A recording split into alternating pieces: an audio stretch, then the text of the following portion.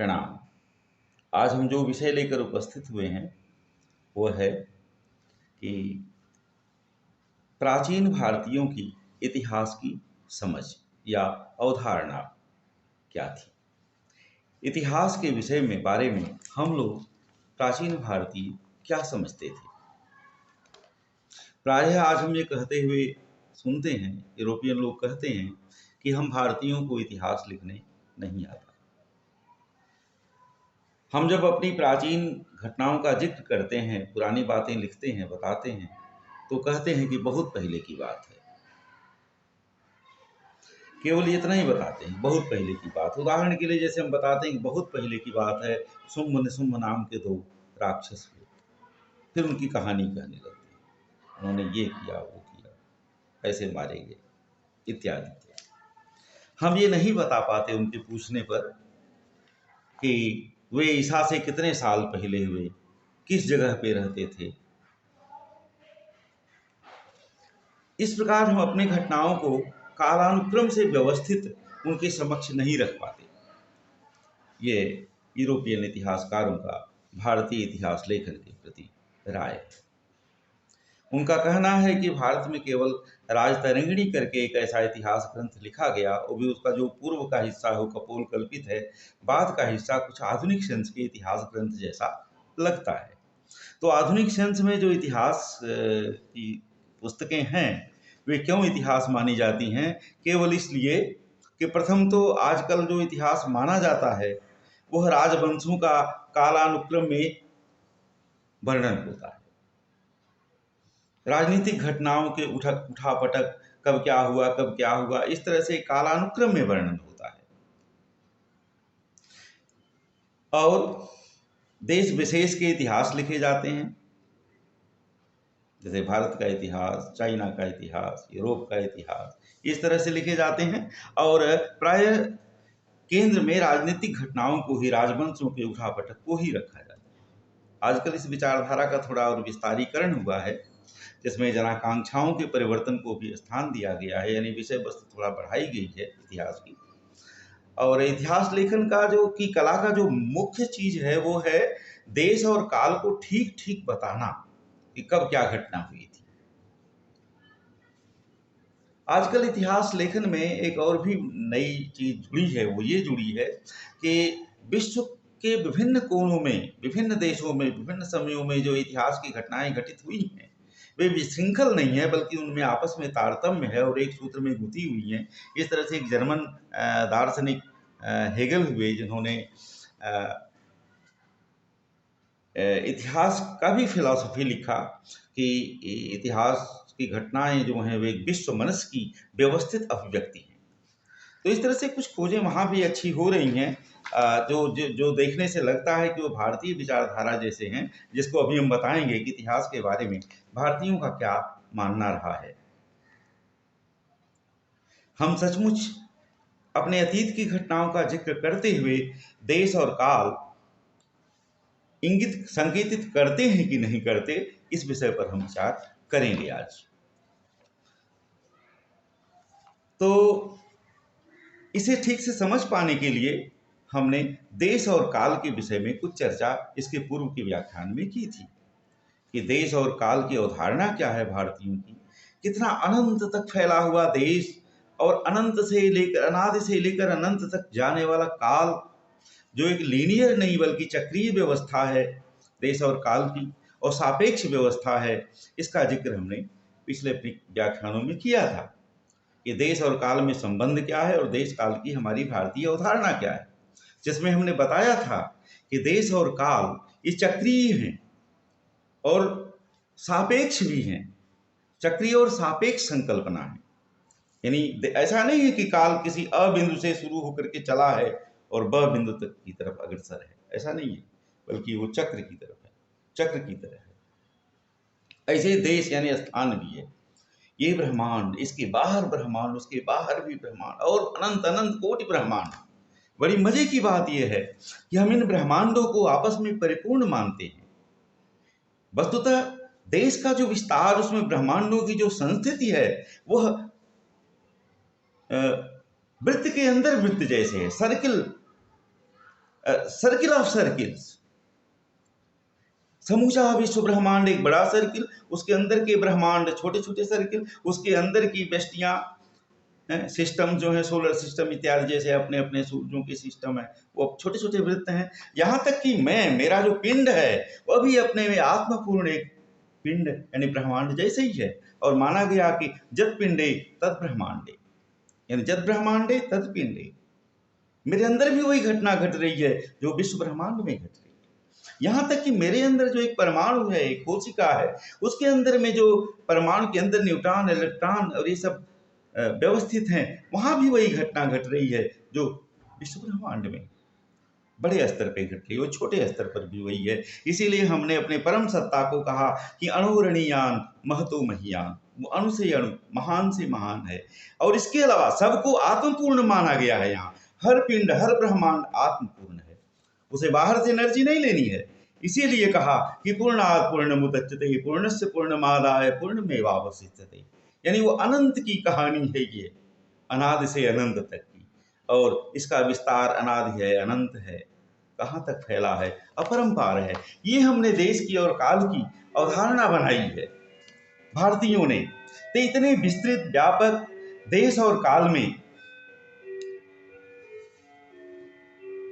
हमें सोचना है, और हमें ये भी देखना है कि समय भी सापेक्ष है। देश भी अपने से विशाल के सामने अणु है, छोटा है, और अपने छोटे के सामने बड़ा है। इस तरह की सापेक्षता है यहाँ चीजों में, विश्व की निर्मितियों में, ब्रह्मांड में, अनंत कोटि फैले हुए व्यापकतर और व्यापकतम क्षेत्र के विस्तारों में सापेक्षता है। हमारे पुराणों में इस तरह की बड़ी कहानियां भरी पड़ी हैं। एक रैवतक नाम के राजा थे, सतयुग की बात है। उनकी लड़की बड़ी हो गई थी, वो शादी के लिए उसको बहुत बर खोजे, कहीं पाए नहीं, तो उन्होंने सोचा कि चलो ब्रह्मा से ही पूछ लेते हैं। तो ब्रह्मा जी से पूछने के लिए वो स्वर्ग गए। स्वर्ग में जब ब्रह्मा जी से जाके अपनी बात बताए तो ब्रह्मा ने माथा थाम लिया, अरे श्रीमान जल्दी से जाओ मर्तलोक में, यहाँ जो जो 2-4 मिनट बीता है बातचीत करने में, इतने में वहाँ युग बीत गए हैं। अब जाओ वहाँ द्वापर युग समाप्त होने वाला होगा, और वहाँ कृष्ण के बड़े भाई बलराम हैं, उनसे अपनी लड़की की शादी करो। तो रेवती अपनी लड़की को लेकर के रेवतक आए, धरती पे आए, और यहाँ पर बलराम से रेवती की शादी हुई। तो बलराम 7 हाथ लंबे थे, रेवती 21 हाथ लंबी थी, वो सतयुग की पैदा हुई थी। तो बलराम ने उन्हें छोटा किया, हल और मूसल यंत्र से अपने साइज का किया, और शादी संपन्न हुई। यहाँ आप देखें इस कहानी में, पुराण की कथा में क्या क्या भरा गया है, क्या क्या इंगित किया गया है कि वो प्रकाश के वेग जितना वेग से चले होंगे तो पहुंच तो गए होंगे ब्रह्मलोक को तुरंत, लेकिन ब्रह्मा जी से बात करने में जो ब्रह्मलोक का 2-4 क्षण बीता होगा, उतने में यहाँ युग बीत गए। ऐसे ही जो कागभूषुंड की पहले हमने कथा बताई थी कि कागभूषुंड भगवान राम की रोटी छीन करके भगे, और बहुत वेग से भगे। वेग का वर्णन किया कि सप्ताह वर्ण भेद करी जहां लगे गति मोरी, 7 आभरणों को भेद देने वाली मैंने स्पीड पकड़ी। और प्रकाश की स्पीड जैसी स्पीड रही होगी, जहां समय रुक जाता है, आइंस्टाइन के ही सिद्धांत से समय रुक जाएगा। जब हम प्रकाश जितना वेगमान हो जाएंगे तो हमारी ऊर्जा, हम ऊर्जा बन जाएंगे, हम द्रव्य रह ही नहीं जाएंगे, द्रव्य पर ही काल चलता है, समय बीतेगा। जो स्थान घेरने वाली चीज है उसी पर समय बीतेगा। जहां जहां देश है वहां वहां काल है, जहां जहां एक्सटेंशन है, विस्तार है, वहां वहां काल है। जब हम ऊर्जा बन जाएंगे तो समय वही रुक जाएगा। तो ऐसे भगे कौन? कागभूषुंडी भगवान की रोटी छीन करके, और बहुत दौड़े, चारों विश्व ब्रह्मांड चारों तरफ, चारों दिशाओं में दौड़े होंगे। और फिर भगवान के पास जब आए तो देखिए कुछ ही क्षण भी बीते हैं, भगवान राम के आंसू सूख गए हैं जो रोटी छीनने के नाते निकले थे, और भगवान हंसे, रूखा मुख किए थे, लेकिन कागभूषुंड को देख के हंसे, और उनके मुंह में भगवान के मुंह में कागभूषुंड चले गए। फिर भगवान के पेट में बहुत अनंत काल तक घूमते रहे। वहां का वर्णन पिछले किसी व्याख्यान में हमने किया है। और बेहसत ही मुख बाहर आयों का शरीर, भगवान के हंसते ही फिर मुंह के बाहर आ गए, यानी जाने में उड़ने में जो समय लगा होगा उसमें तो कुछ सेकंड मिनट बीते होंगे, लेकिन भगवान के मुख में बहुत दूर बहुत देर तक उड़ने के बावजूद अनंत कल्प कोटि तक उड़ते रहे, अब इस विभिन्न ब्रह्मांडों में उड़ते रहे काकभुचुंडी जी। किंतु जब भगवान के पेट के बाहर आए तो देखा कि भगवान अभी उसी तरह से हंस रहे हैं, यानी यहां समय स्थिर है, नहीं बीता। तो समय सापेक्ष है, देश भी इसी तरह से अपने से बृहत्तर बृहत्तर बृहत्तर आयाम के सामने सापेक्ष है और सब कुछ चक्रीय है यहाँ। तो इस चक्रीयता में, इस अनंतता में हमें अपना इतिहास बनाना है, सोचना है, लिखना है, विवरण देना है। तो हम देखेंगे कि विक्रमादित्य, ईसा, मूसा या ऐसा कोई राजा महान जिसको हम बाउंड्री लाइन माने, बताएं कि इसके पूर्व की घटना बता रहे हैं, इसके पश्चात की घटना बता रहे हैं, ऐसा इतिहास लेखन कहाँ संभव है।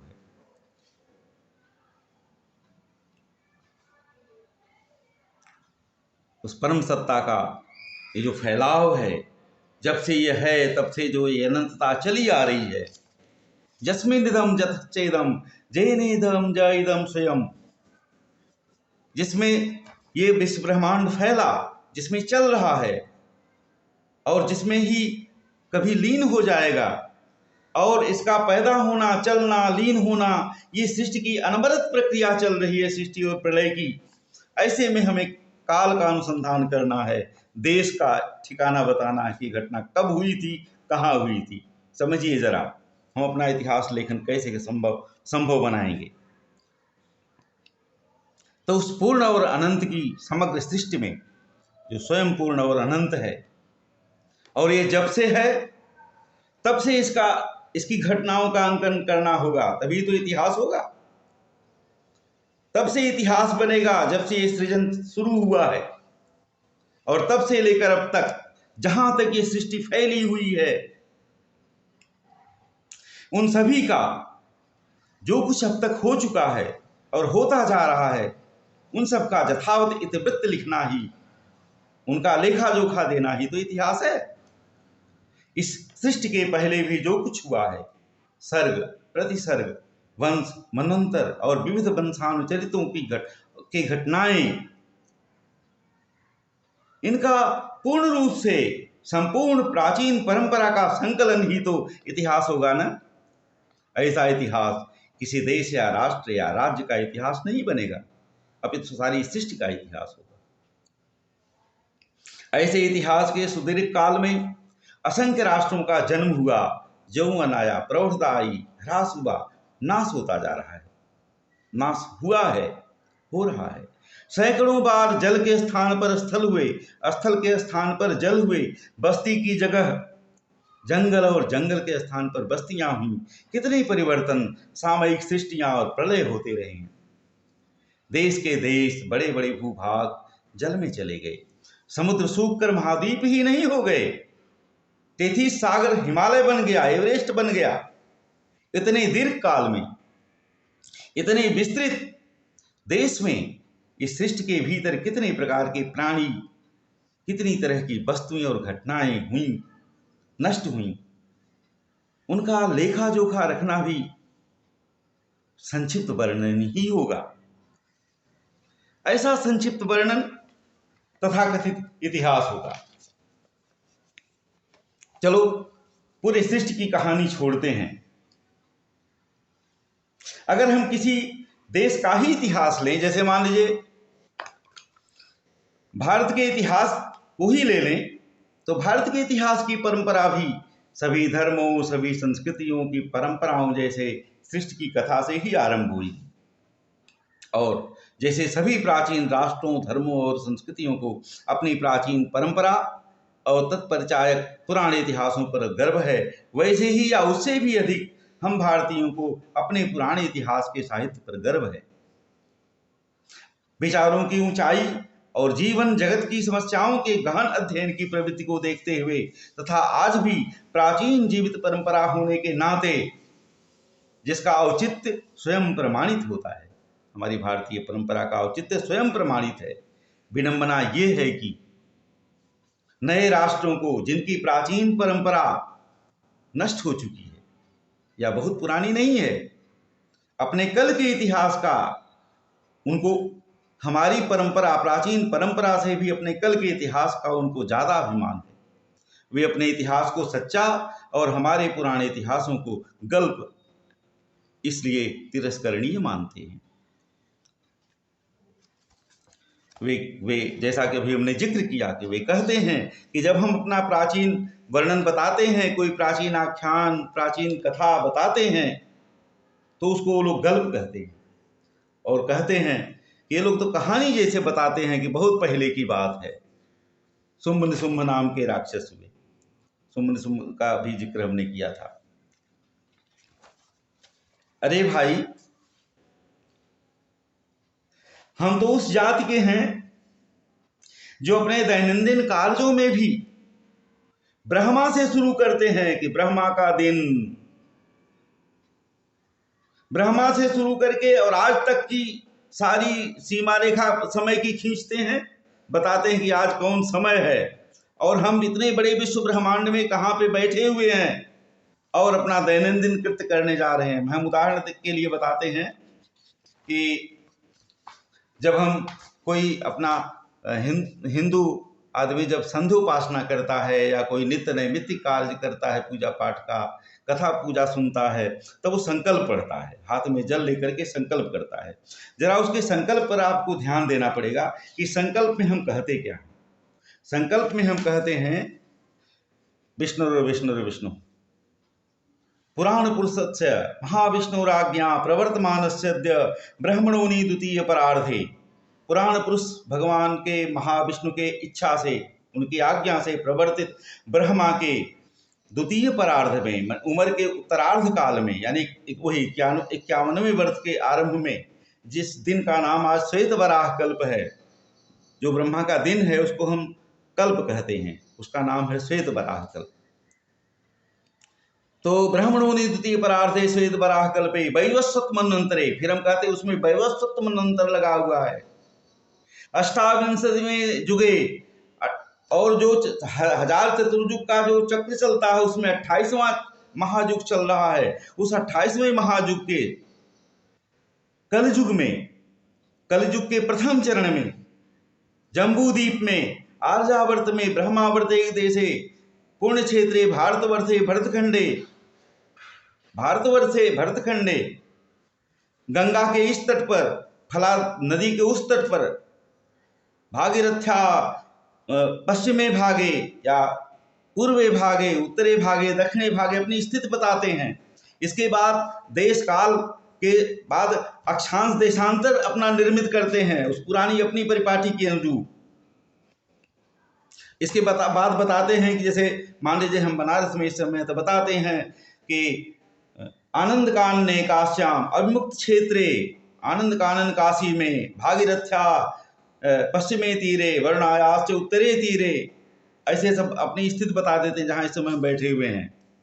और अमुक संवत्सर के सूर्य के उत्तरायण होने की दशा में, दक्षिणायन होने की दशा में, अमुक मास के, अमुक तिथि के, अमुक नक्षत्र, अमुक समय में हम फला गोत्र में उत्पन्न फला प्रवर के व्यक्ति, मेरा ये नाम, मैं आज इस नाक दबाने जा रहा हूँ, संध्या उपासना करने जा रहा हूँ। जो भारतीय आदमी अपने जीवन के छोटे छोटे कामों में इतना समय और स्थान नोट करता है, वो अपनी घटनाओं के वर्णन में ये नहीं बताएगा कि कब की बात है और कहाँ की बात है, वो जरूर बताता है, आपको समझने नहीं आता। उदाहरण के लिए जिस शुंभ निशुंभ की घटना जिक्र भी हमने किया है, उनके बारे में दुर्गा सप्तशती आप पढ़ें तो उसमें लिखा है कि पुरा शुंभ निशुंभाभ्याम असुराभ्याम सचीपते। बहुत पहले की बात है, शुंभ निशुंभ इंद्र का पद ले लिए, बहुत पहले की बात है। अब एक वेस्टर्न खोजी कहेगा कि बहुत पहले की बात, कब की बात है भाई? तो आप पाएंगे कि उसी पुराण में उसके आगे पीछे कहीं बताया गया है कि ये बहुत पहले की बात कब की है। बताया है कि वैवस्वते अंतरे प्राप्ते अष्टाविंशति में युगे शुंभो निशुंभश्चैव उत्पत्स्यते महासुर। वैवस्वत मनवंतर के 28वें वैवस्वत मनवंतर के प्राप्त होने पर ये सोम निशुंभ पैदा होंगे। अब चलिए समझिए 28वां वैवस्वत मनवंतर क्या है। जब आप हमारी काल गणना जानोगे, ब्रह्मा का दिन जानोगे, 1000 चतुर्युग जानोगे, ये जानोगे 1000 चतुर्युग में 14 मनवंतर बीतते हैं, 72 चतुर्युगों के एक एक मनवंतर बीतते हैं, तो सातवां मनवंतर चल रहा है। तो 28वें के 7वें मनवंतर में फलायुग में ये पैदा हुए थे सुम्न सुम्भ। तो आप टेस्ट कर लोगे इस अनंत काल में सुम्न सुम्भ के पैदा होने की पोजीशन। अब समय इतना बड़ा है कि यहाँ पे हम ईसा पूर्व, विक्रमादित्य के पूर्व, शक संवत फला, इसका जिक्र बहुत छोटा हो जाएगा। इसलिए जो आप ईसा पूर्व, ईसा पश्चात इत्यादि की परिपाटी रखते हो, हमारी काल गणना और लंबी होने के नाते हमारा पारावार इससे नहीं काम नहीं चलता। इसलिए हमारी परिपाटी अलग है इतिहास लेखन की। हम भी देश स्थित बताते हैं, काल की स्थिति बताते हैं, बस आपको उसे समझना आना होगा। अब ऐसी परिस्थिति में काल की अनादि अनंत प्रवाह की पोजीशन में ईसा, मूसा, विक्रमादित्य बताइए किस खेत की मूली हैं जिनको खूंटा बना करके ईसा पूर्व या विक्रम संवत के इतने वर्ष बाद हम बता पाएं। हमारा इतिहास बोध इतना बड़ा है, उसकी परंपरा इतनी लंबी है कि उसका इस तरह का इतिहास होना ही असंभव है जिस तरह का इतिहास इन परंपराहीन राष्ट्रों की परिकल्पना है। इतने दीर्घ काल का अनुमान जो भारतीय इतिहास बोध में विद्यमान है, अतीत की समस्त घटनाओं को यथावत अंकित नहीं कर सकता। काल पाकर उनके विवरण विस्मृत के अथाह गर्भ में विलीन हो गए। मनुष्य की असमर्थता से अतीत के तमोमय गर्त में वे पचते गए। यदि इन्हें अंकित कर पाना संभव भी होता तो यह काल कितना बृहद और उबाऊ होता। भारतीय इतिहास ही अगर हम लिखना चाहें तो कितना बड़ा काम होता। इसका जिक्र रामदास गौड़ जी एक बनारस में थे और उन्होंने हिंदुत्व नामक पुस्तक का संपादन किया है। रामदास गौड़ जी ने शिव प्रसाद गुप्त जी के प्रेरणा से, और वो वाराणसी के ज्ञान मंडल प्रकाशन से प्रकाशित हुआ है। उसी पुस्तक से हम कोट करके कुछ लिखते हैं, बताते हैं कि भारत की परंपरा इतनी प्राचीन बताई जाती है कि यदि उस काल से लेकर आज तक का इतिहास वर्तमान होता और अत्यंत संक्षेप से लिखा जाता और 100 बरस के लिए केवल एक एक पृष्ठ लिखा जाता तो 1,96,86,431 पृष्ठ होते। और यदि एक एक हजार पृष्ठों के लिए एक एक वॉल्यूम बनाए जाते तो 19,608 मोटी मोटी जिल्दें बनेगी।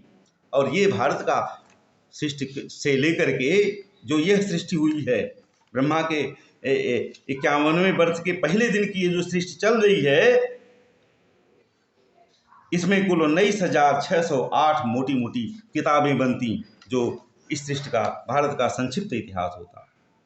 अब जरा देखिए इस संक्षिप्त इतिहास को पढ़ने का हिसाब लगाइए जरा, कितने दिन में पढ़ा जाएगा। बहुत जल्दी दृष्टि मात्र से 25 पंक्तियां पढ़ डालने में 1 मिनट का अगर समय लगे तो 5 घंटे रोज अगर लगातार हम पढ़ें तो कुल 217 वर्ष लगेंगे। ये उसी पुस्तक के पेज 13 से उद्धृत है। रामदास गौड़ जी आगे लिखते हैं कि छापा खाना के भयंकर युग में भी जिसने जंगल के जंगल काटकर पुस्तकालयों में भर दिए हैं और बराबर भरता जा रहा है, क्या यह संभव है कि कई कई लाख और कई कई करोड़ श्लोकों के ग्रंथों को छापकर प्रकाशित किया जाए। वेदों के, महाभारत के, पुराणों के कितने संस्करण निकलकर पुस्तकालयों की शोभा बढ़ा रहे हैं। जो आज छपे ही विद्यमान हैं उन शास्त्रों के अवलोकन के लिए किसको कितना अवकाश है। यदि उनके मूल या अनुवाद को पढ़ने वालों की गिनती की जाए तो 1000 में पूरे एक भी नहीं निकले।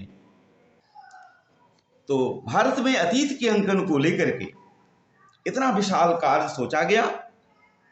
तो हमारे यहाँ इतिहास 2 प्रकार के ग्रंथों में लिखे गए, 2 प्रकार की परिपाटी से लिखे गए। अर्थात हमारे यहाँ अतीत की घटनाओं को जो इतनी अपरंपार हैं उनको 2 प्रकार से ग्रंथित किया गया। एक को कहा गया इतिहास और एक साहित्य को कहा गया पुराण। इन दोनों के माध्यम से वेद के शाश्वत सत्य के अनुभव सिद्ध सत्य को, यानी घटनाओं कथाओं के माध्यम से अपने अनुभव से जोड़ करके साधारण पब्लिक को उपलब्ध कराया गया, समझाया गया। इतिहास पुराणाभ्याम वेदम समुपबृंहे। दोनों प्रकार के साहित्य के उद्देश्य अलग अलग हैं। उनमें समानता ये है कि दोनों लोक शिक्षण के लिए हैं, यानी उनसे कुछ लाभ उठाया जाए इतिहास से, तब तो इतिहास का मतलब है। लोक शिक्षण उनका उद्देश्य है, लेकिन दोनों की शैली अलग अलग है और दोनों को अलग अलग इसलिए गिना जाता है कि एक जहां जीवन और जगत के शाश्वत सत्य की शिक्षा देता है इतिहास ग्रंथ, वहीं पुराण जीवन को कैसे जिया जाए, धर्मानुकूल आचरण के लिए, सदाचार के लिए, परिस्थिति विशेष में कर्तव्य कैसे चुना जाए, इसकी शिक्षा देने के लिए पूर्वजों ने क्या क्या आचरण किए हैं उसका उदाहरण देकर के बताया गया। देखिए, जिस इतिहास से राष्ट्र को कोई लाभ ना हो वो राष्ट्र के लिए निरर्थक है। घटनाएं तो प्रकृति में एक ही प्रकार की बार बार घटती हैं, इतिहास अपने को बारंबार दोहराता है। रामदास जी गौड़ लिखते हैं, अतः जो परिणाम किसी एक प्रकार की घटना से निकलता है वही दूसरी से भी निकलेगा। जो परिणाम अनेक घटनाओं से निकलता है और अनुभव सिद्ध हो जाता है वही नीति और आचार बनकर के व्यवहार का सूत्र या नियम ठहरता है। तो सब घटनाओं को बारंबार दोहराने और लिखने की बजाय हम भारतीयों ने किसी एक भारी महत्व की घटना को आधार बना करके जीवन के इन्हीं सूत्रों को उसमें रूपायित कर दिया। ये हमारे इतिहास ग्रंथ हैं और ये हैं रामायण और महाभारत। रामायण और महाभारत हमारी शाश्वत प्रवृत्तियों के परिणाम सूत्र हैं। एक बताता है कि कुछ लोग होंगे जिनके लिए राज्य वैभव फुटबॉल बन जाएगा, राम भरत की तरफ फेंकेंगे तो भरत राम की तरफ फेंकेंगे, और कुछ ऐसे लोग होंगे जो सुई की नोक के लिए महाभारत करेंगे, सुई की नोक की जमीन के लिए महाभारत करेंगे। और आनंदवर्धन और अभिनवगुप्त जैसे विद्वान बताएंगे कि संघर्षों पर, जीवन के संघर्षों पर आधारित ये दोनों ग्रंथ जो हैं, लास्ट में इनकी परिणति जो होती है, परिणाम जो होता है वो शांत रस बताया है कि जीवन का समीकरण जितना भी उछल कूद क्यों ना करो जीरो निकलेगा, सर्वम शांतम। जितना भी उछल कूद करनी हो कर लो, चाहे राज को फुटबॉल बना के यहीं छोड़ के चले जाना है और चाहे उसके लिए महाभारत करके यहीं छोड़ के चले जाना है, यही जीवन का शाश्वत सत्य है। इसे ही समझाने के लिए हमारे इतिहास ग्रंथ लिखे गए। इतनी बड़ी विराट घटनाओं के हुबहू अंकन की बजाय ये हमारा इतिहास लेखन है। दूसरी तरफ हमारे जो पुराण ग्रंथ हैं वो जीवन की अन्य समस्याओं को लेकर के लिखे गए। देखिए, बहुत विराट साहित्य, पुराण साहित्य। खुद भगवान बादरायण व्यास ने 18 पुराण लिखे। उन 18 पुराणों के बाद कुछ और सामग्री, विषय सामग्री बची रह गई, जो 18 उप पुराण लिखे गए, फिर 18 उप पुराण लिखे गए, कुल 54 पुराण बहुत विराट विशाल साहित्य है। बचपन से ही पुराण साहित्य मेरे लिए बहुत बड़ी पजिल रहे हैं। पजिल क्यों रहे हैं? इनमें जिन घटनाओं का वर्णन किया जाता है वो ऊल जरूर लगती हैं, सामान्य पाठक के लिए वो ऊल जरूर लगती हैं, अविश्वसनीय लगती हैं, गल्प लगती हैं। इसीलिए यूरोपियन राइटर्स लोग इनको मिथक कहते हैं, माइथोलॉजी, गल्प कहते हैं। लेकिन ये गल्प नहीं है, पुराण साहित्य का अपना लिखने का पर्पज है। और इस समय जो धर्म हमारा है, हिंदू धर्म, वो वेद, स्मृति और पुराण की ही देन है। श्रुति स्मृत पुराणोक्त धर्म है हमारा। तो पुराणों का क्या रोल है हमारे जीवन में? इनको वेद के गूढ़ अर्थ को कॉमन पीपुल तक समझाने के लिए, ले आने के लिए ऋषियों ने पुराण साहित्य क्यों इतना विशाल लिखा, उसमें अतिरंजनाओं का क्या मतलब है, उल जलूल कहानियों का क्या मतलब है। उसमें जैसे कि यूरोपियन आदमी आरोप लगाता है कि देश और काल का ठीक से जिक्र नहीं किया जाता, जबकि हम कहते हैं कि किया जाता है। जैसे अभी हमने सुम वाले उदाहरण में कहा है, उसे आपको समझने आना चाहिए। देखिए, एक बात बताऊं, जैसे आज आप इतिहास की किताब लिखते हो तो कहते हो जैसे अकबर महान 1556 से 1605 ईस्वी मान लीजिए लिखा आपने, तो जहां जहां अकबर महान का नाम आएगा, अकबर का नाम आएगा, वहां वहां उसका कालावधि तो नहीं लिखते हो बार बार, एक बार लिख दिया। ऐसे हमारे पुराण भी एक बार बता देते हैं शुम्भ अमुक मनंतर स्वारोचिस मनंतर में हुए, या वैवस्वत 28वें वैवस्वत मनंतर में हुए, ऐसे लिख दिए।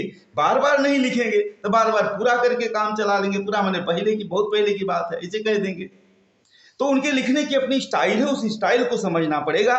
दूसरी बात, हमारे पुराण साहित्य प्रतीकों में कुछ कहते हैं, उन प्रतीकों को डिकोड करना पड़ता है, तब उनका अर्थ समझ में आता है कि पुराण कहना क्या चाह रहे हैं। पुराण साहित्य पर ये बहुत बड़ा हो जाएगा, समय की सीमा बहुत बढ़ रही है, तो इन पर फिर कभी मैं कोई किसी व्याख्यान पे विचार करूंगा कि पुराण क्यों लिखे गए, पुराण कहना क्या चाह रहे हैं, पुराण साहित्य इतने ज्यादा क्यों लिखे गए।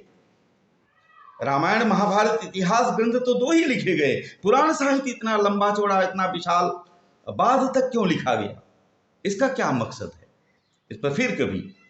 तो आज हम इतना ही कह करके विदा लेना चाहते हैं और सबको प्रणाम।